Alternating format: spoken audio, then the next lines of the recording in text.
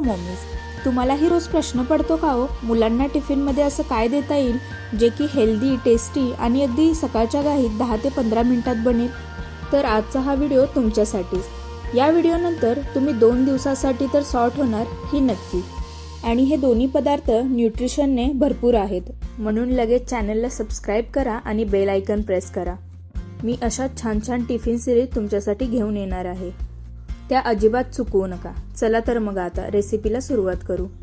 तर इथे 3 बीट साल काढून किसून त्यामध्ये 3 किसलेले मध्यम आकाराचे बटाटे, सर्व साहित्य डिस्क्रिप्शन बॉक्समध्ये दिलेलंच आहे। 1 मोठा बारीक चिरलेला कांदा, चवीपुरतं मीठ, गरम मसाला, आमचूर पावडर आणि चाट मसाला असे सुके मसाले लागणार आहेत। तुम्हाला हवं असेल तर तुम्ही इथे गाजराचा वापरही करू शकता। आता हे मिश्रण एकजीव करून घ्यायचं आहे आणि तुम्हाला हव्या त्या शेपमध्ये टिक्की बनवून घ्यायच्या आहेत। मी याच्या गोलच टिक्की बनवून घेत आहे। आता हे मुलांना जरा इंटरेस्टिंग वाटावं म्हणून तुम्ही यावर जरा आपली कलाकारी दाखवली तरी काही हरकत नाही, म्हणजे मुलं आवडीने खातील। तुम्हाला अजून अशा छान छान टिफिन सिरीज बघायच्या असतील तर मला कॉमेंट्समध्ये नक्की सांगा, म्हणजे अशा छान छान रेसिपी मी तुमच्याबरोबर शेअर करत जाईल।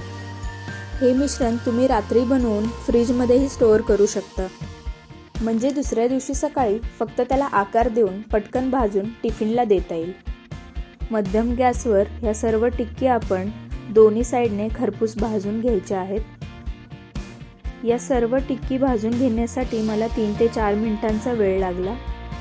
ह्या टिक्कीज आपल्याला हाय फ्लेमवर अजिबात भाजायच्या नाहीयेत, नाहीतर सर्व टिक्कीज वातड होण्याची शक्यता असते। दही किंवा ग्रीन चटणीसोबत या टिक्की अप्रतिम लागतात। इथे तयार झालेल्या आहे रंगीबेरंगी मस्त इझी आणि टेस्टी बीटरूट टिक्की। एकदा नक्की करून पहा। आता वळू आपल्या दुसऱ्या टिक्कीकडे, ती म्हणजे स्वीट कॉर्न टिक्की। त्यासाठी 1 कप कॉर्नचे दाणे बॉईल करून त्यामध्ये 1 किसलेला गाजर, कोथिंबीर, सर्व साहित्य मी डिस्क्रिप्शन बॉक्समध्ये दिलेलंच आहे, तुम्ही ते नक्की चेकआउट करा।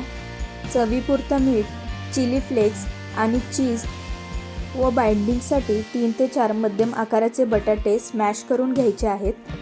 तुम्ही यामध्ये थोडे तांदळाचे पीठ घातले तरी चालेल, म्हणजे मस्त बाइंडिंग येईल, किंवा तुमच्याकडे तांदळाचे पीठ अवेलेबल नसले तर थोडा कॉर्नफ्लोअर वापरला तरी चालेल। आता हे मिश्रण एकजीव करून घ्यायचं आहे।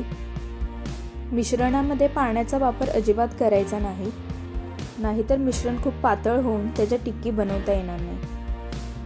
तुम्हाला हवा तो आकार तुम्ही इथे देऊ शकता, किंवा तुमच्याकडे जर वेगवेगळ्या आकाराचे कुकी कटर अवेलेबल असतील तर त्याचा देखील तुम्ही इथे वापर करू शकता, म्हणजे दिसायलाही टिक्कीज खूप इंटरेस्टिंग दिसतील।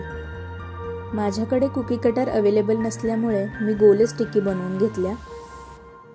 टिक्की भाजत असताना पॅन एकदम गरम असायला हवा, नाहीतर टिक्कीमध्ये आपण बटाटा वापरला आहे त्यामुळे त्या पॅनला चिटकून बसण्याची शक्यता असते। ह्याला तुम्ही टोमॅटो केचप बरोबर देखील सर्व करू शकता। व्हिडिओ शेवटपर्यंत पाहिल्याबद्दल तुमचे खूप खूप खूप आभार। लवकरच भेटू एका नव्या व्हिडिओमध्ये।